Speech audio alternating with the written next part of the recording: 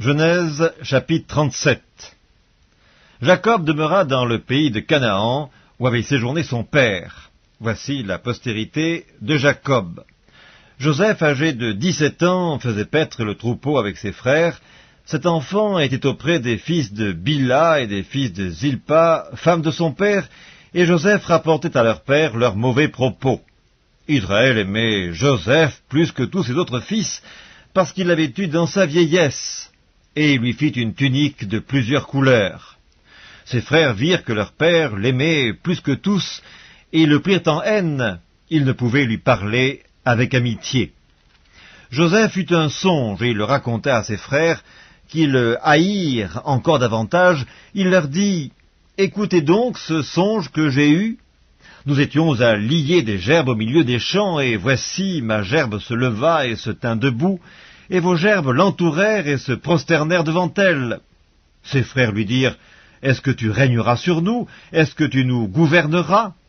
Et ils le haïrent encore davantage à cause de ses songes et à cause de ses paroles. Il eut encore un autre songe, et il le raconta à ses frères. Il dit, « J'ai eu encore un songe, et voici le soleil, la lune et 11 étoiles se prosternaient devant moi. » Il le raconta à son père et à ses frères. Son père le réprimanda et lui dit, « Que signifie ce songe que tu as eu? Faut-il que nous venions, moi, ta mère et tes frères, nous prosterner en terre devant toi ?» Ses frères eurent de l'envie contre lui, mais son père garda le souvenir de ces choses. Les frères de Joseph étant allés à Sichem pour faire paître le troupeau de leur père, Israël dit à Joseph, « Tes frères ne font-ils pas paître le troupeau à Sichem? Viens, je veux t'envoyer vers eux. » Il répondit, « Me voici. » Israël lui dit, « Va, je te prie, et vois si tes frères sont en bonne santé, et si le troupeau est en bon état, et tu m'en rapporteras des nouvelles. » Il l'envoya ainsi de la vallée d'Hébron, et Joseph alla à Sichem. Un homme le rencontra, comme il errait dans les champs. Il le questionna en disant, « Que cherches-tu » Joseph répondit, « Je cherche mes frères, dis-moi, je te prie, où ils font paître leurs troupeaux. » Et l'homme lui dit, « Ils sont partis d'ici, car je les ai entendus dire, « Allons à Dothan. » Joseph alla après ses frères, et il les trouva à Dothan. Ils le virent de loin, et avant qu'il fût près d'eux, ils complotèrent de le faire mourir. Ils se dirent l'un à l'autre, « Voici le faiseur de songes qui arrive, venez maintenant, tuons-le et jetons-le dans une des citernes.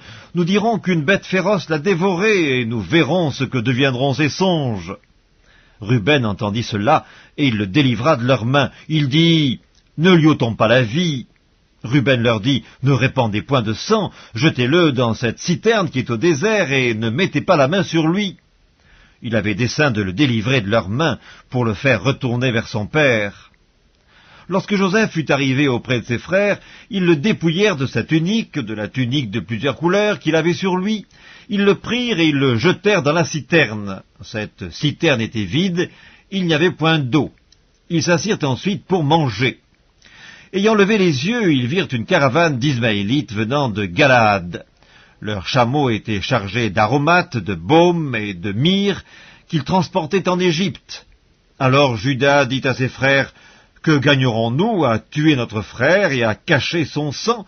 Venez, vendons-le aux Ismaélites, et ne mettons pas la main sur lui, car il est notre frère, notre chair. » Et ses frères l'écoutèrent. Au passage des marchands madianites, ils tirèrent et firent remonter Joseph hors de la citerne, et ils le vendirent pour 20 cycles d'argent aux Ismaélites, qui l'emmenèrent en Égypte. Ruben revint à la citerne, et voici, Joseph n'était plus dans la citerne. Il déchira ses vêtements, retourna vers ses frères et dit, « L'enfant n'y est plus, et moi, où irai-je » Ils prirent alors la tunique de Joseph, et, ayant tué un bouc, ils plongèrent la tunique dans le sang.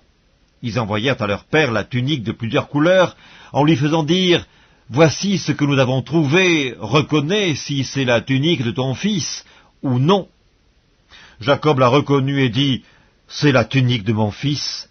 Une bête féroce l'a dévoré, Joseph a été mis en pièces. » Il déchira ses vêtements, il mit un sac sur ses reins, et il porta longtemps le deuil de son fils.